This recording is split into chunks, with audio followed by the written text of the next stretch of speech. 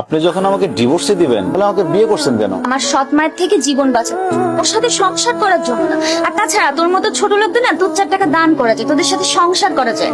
আপনার জীবন বাঁচানোর জন্য আমার জীবন নষ্ট করলেন কেন? তোর মতো সবজি আলার আবার কিসের জীবন রে?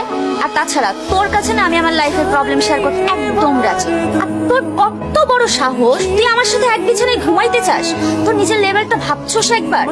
তুই আমার সাথে আমার রুমে আমার বিছানায় ঘুমাইতে আসবি, এজন্য না আমি বালিশের নিচে গিফট রেখে দিয়েছিলাম। দ্বিতীয়বার আমার রুমে ঢোকার আগে না তোর এই যে মাথায় ব্যথা পাচ্ছিস, এটা যেন তোর মাথায় আসে আগে। আমার রুম থেকে বের হ। আর তোর গা থেকে না সবজির ঘ্রাণ বের হইতেছে, আমার না জাস্ট সাফোকেটেড লাগতেছে। যাও আমার রুম থেকে বের হও। এই মাইটারে দেখছস কোথাও পালা যেতে? আমার তো 7 দিন ধরে জ্বর ছিল, আমি তো দোকানই বন্ধ ছিল 7 দিন ধরে। হ্যাঁ, আমি কিছু দেখিনি, আমি কিছু জানি না। সত্যি কইতাছস? সত্যি করতেছি। আপা, এই হালার সাথে কথা বলে কোনো লাভ নেই কা? একটা বলদ চলেন। ঠিকই কইছস, এই আস্ত বলত। চল। এটা কোন ধরনের বেয়াদবি? ওরে বাবা রে, আপনি কোন মহারানী শুনি যে কাপড় ছুঁড়ে মারছে বলে একবারে মহাভারত অশুদ্ধ হয়ে গেছে? ভাবি, আমার মা মহারানী না হোক, কিন্তু কাজের বুয়া তো না। তুমি তো আমার মায়ের সাথে কাজের বুয়ার মতো আচরণ করতেছো। সে আমার কাছে কাজের বুয়ার থেকে বেশি কিছু না, বরঞ্চ কাজের বুয়াই। ভাবি, তুমি বড় লোকের মেয়ে হয়েছো বইলা আমাদের সাথে এরকম খারাপ ব্যবহার করতে পারো না। কি ব্যবহার করব না করব সেটা তোমার থেকে আমাকে শিখতে হবে। শোনো, আজ থেকে তুমি আর তোমার মা চাকরানির মতো আমার সব কাজ করবে।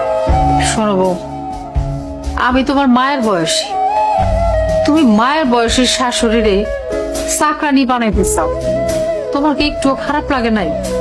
বুক কাঁপলো না? না কাঁপেনি। আপনাদের মতো ছোট লোকদের জন্য আমার কোনো সিম্প্যাথি কাজ করে না। আপনারা মা আর মেয়ে মিলে ময়লা কাপড় চোপড়গুলো এখন ধুয়ে রোদে শুকাইতে দিবেন, জান? ভাবি, অসম্ভব। তুমি এবারের বউ, তুমি আমাদের সেবা যত্ন করবা, তা না করে তুমি উল্টা দিনের পর দিন আমাদের সাথে অত্যাচার করে চলছো। এই চুপ করো তো, তুমি বেশি কথা না বলে তোমাদেরকে যেটা বলা হচ্ছে সেটা করো। বৌমা, একটা কথা শোনো। জি বলেন। বৌমা, আমি তোমার চাকরানি হয়ে থাকুন, কিন্তু তুমি আমার একটা কথা রাখবা।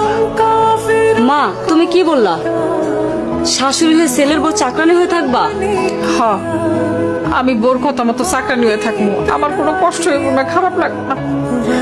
আমি চাকরানি হই, যা খুশি হই, তারপরও যদি আমার সন্তানটা ভালো থাকে, সুখে থাকে, তার জন্য আমি সবকিছু করতে পারি, প্রয়োজন হলে জীবনও দিতে পারি।